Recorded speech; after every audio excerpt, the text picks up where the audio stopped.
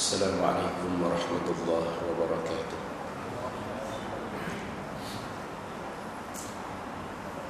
الحمد لله الحمد لله الذي نحمده ونستعينه ونستهديه ونستغفره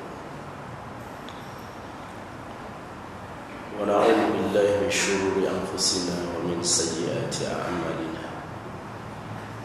من يهد الله فهو المهتد ومن يضلل فلن تجد له وليا مرشدا. اللهم صل وسلم وبارك على حبيبنا المصطفى سيدنا محمد النبي المهدى وإمام المجتبى ورسولنا المرتضى وعلى آله وصحبه ومن جاهد بجهاده ومن دعا بدعوته واستنى بسنته إلى يوم الدين.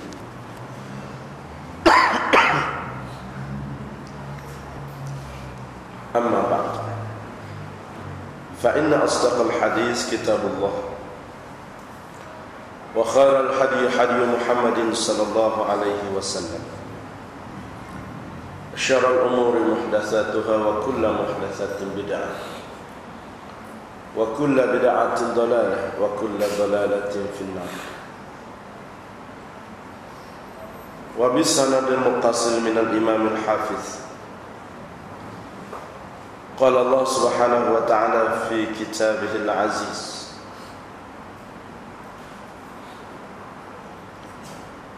بعد أعوذ بالله من الشيطان الرجيم،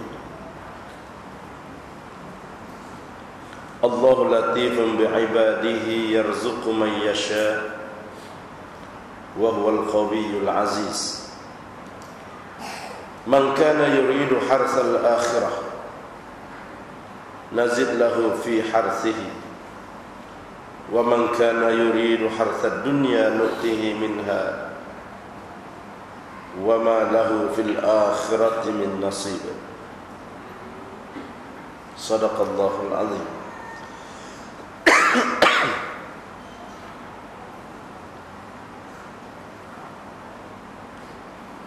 Firman Allah Subhanahu wa taala yang bermaksud,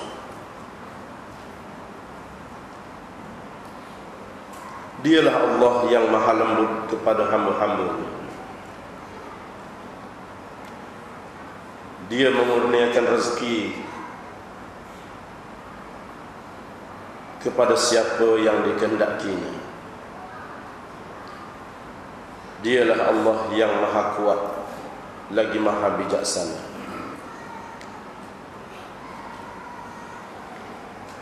Sesiapa yang menghendaki untuk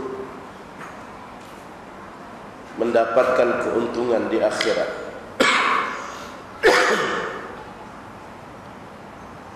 maka Allah akan tambah baginya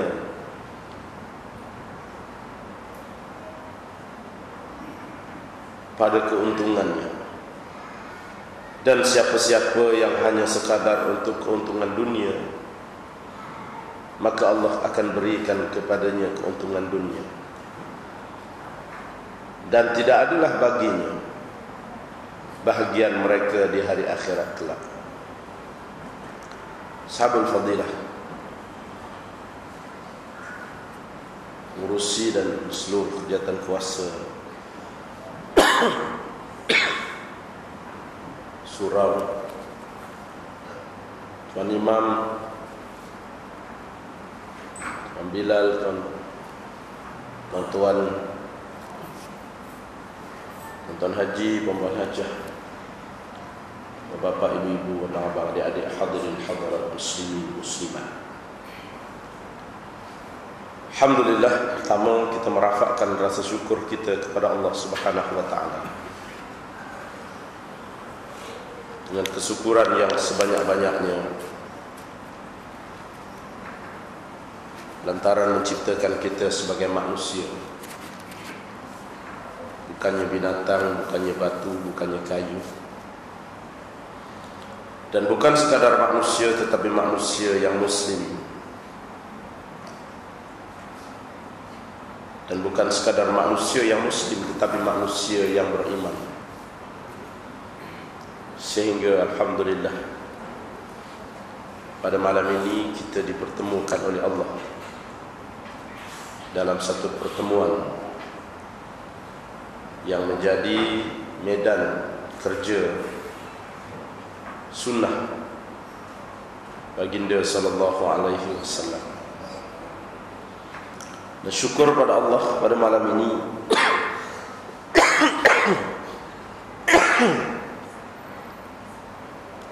jika tidak salah saya kita berada pada malam nisfu Sya'ban, malam yang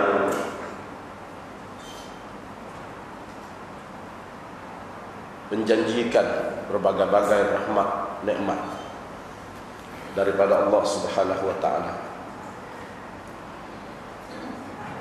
Dan saya akan cuba untuk membacakan sedikit sebanyak hadis-hadis daripada Nabi sallallahu alaihi wasallam berhubung kait dengan malam nisfu Sya'ban.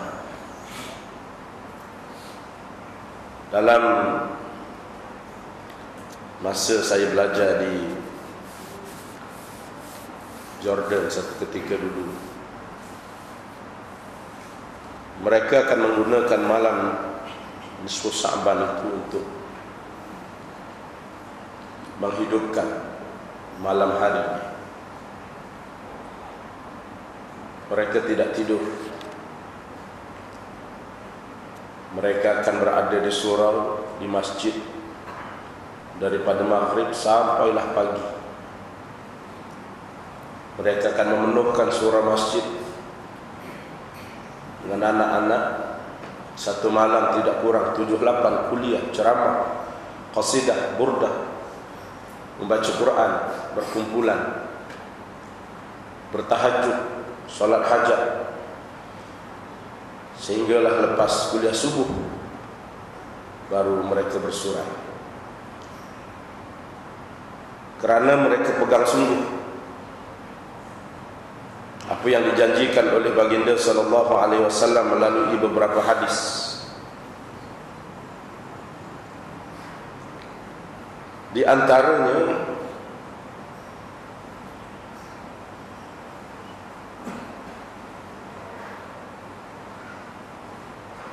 sebagaimana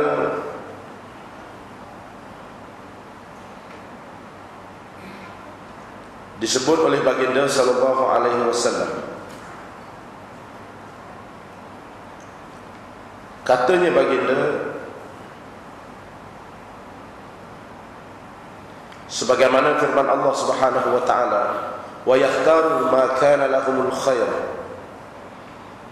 dan Allah memilih adalah bagi mereka itu suatu kebaikan.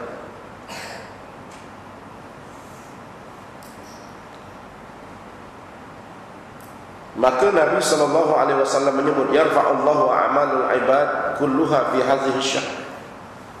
Allah Subhanahu wa taala mengangkat amalan hamba-hamba semuanya pada bulan ini. Sehingga Nabi menyebut, atadaruna lima sumiya Sya'ban. Kamu tahu ke kenapa bulan ini dinamakan bulan Sya'ban? Qalu Allah wa rasuluhu a'lam. Sahabat menjawab, Allah dan Rasulnya yang lebih tahu. Qala, maka Nabi menjawab, li'annahu yatasha'abu fi khairun kathir. Kerana disebut Sya'ban ialah kerana yatasha'abu, kerana digandakan, diperbanyakkan padanya kebaikan yang terlalu banyak, ganjaran pahala daripada Allah Subhanahu wa taala bagi mereka yang beramal.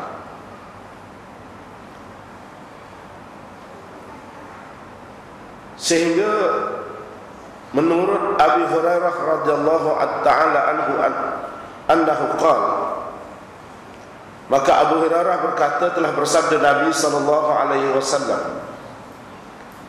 atani Jibril lailatan nisf min Sya'ban. Kata Nabi, aku telah didatangi oleh Jibril pada malam nisfu Sya'ban.